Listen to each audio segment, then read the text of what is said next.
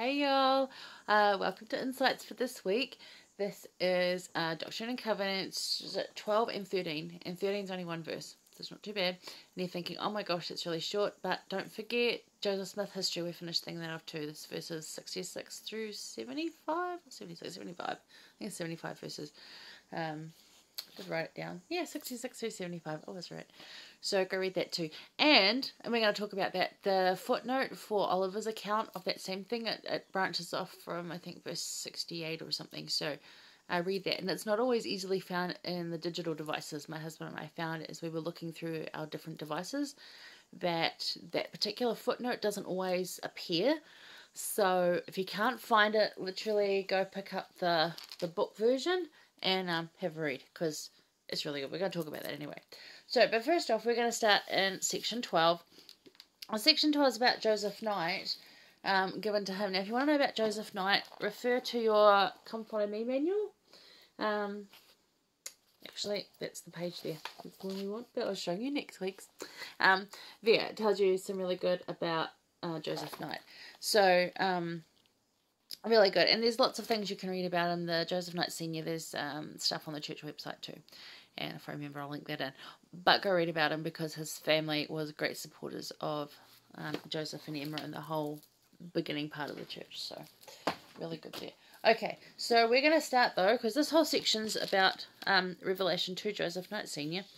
I know one of the other ones he's coming to, ask, and what is it you want me to do? And, Lord, I'm here willing to help. What is it? So, verse 8 says, "And no one can assist in this work except he shall be humble and full of love, having faith, hope, and charity, being temperate in all things, whatsoever shall be entrusted to his care." So the question I had for this one is, what or who, more importantly really, who has been entrusted to your care, right? And note on this, like we've had over the last few weeks, and you'll see coming up too, there's a number of people with all the ickiness going on, but there's a number of people who have come to Joseph and said, what can I do? How can I help? They've entered his life when he needed them and said, what do you want me to do? So, when you ask the same question, part of your answer is likely to be the care of others, like it was here for Joseph Knight.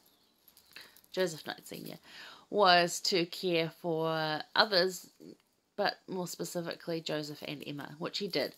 He did a lot of things. They lent money. He lent his home out. They stayed there. It was his horse and cart that Joseph used to go pick up the gold plates, There's a lot of things that he did, just sort of like one of these wonderful background people who just laid the way forward to just help Joseph Smith. So, but, who's in your care? And this will change as people grow over time. Like, obviously, if you're going to have children, they're in your care. But they get to a certain point where they're adults, and you can still care for them, but they might not be entrusted into your care. Now, for me, I don't have children, and I've had animals entrusted into my care, and I've had other people's children entrusted into my care for time, when those people couldn't take care of them for whatever reason. I've also got my husband. He's been entrusted into my care, and I look after him in his unwellness, and just his spiritual growth as well. And I also put down here, you got your ministering people who you're supposed to minister to. They're assigned to you, so they're literally entrusted into your care, because they're assigned. That is your calling, part of your calling. And then there's the sister missionaries that I know and love. So if any of them are watching, hi guys. That was a few years ago, where I needed to have friends, and I paid for friends, and I paid for a friend, and I got like so many of them. They just came one after the other. I started with Diana, and then Maddie, and then Katie, and it just grew. So, very grateful to have those friends. But they were entrusted into my care a little bit too. I mean, they were on their missions, they're adults, and they had a good mission president and everything, but I was still to care for them as a friend, but also kind of like a mum. And I helped them out with a lot of things, just advice, food, blankets because they were cold, clothes when they couldn't go shopping, all sorts of things, rides, like there's all sorts of things, and just being a friend, going to visit them I used to have dinner dates with them because they were serving at the visitor centre and they couldn't come here to dinner. But I would take it to them and sit with them, make sure that they had good, nutritious food for them and just be with them.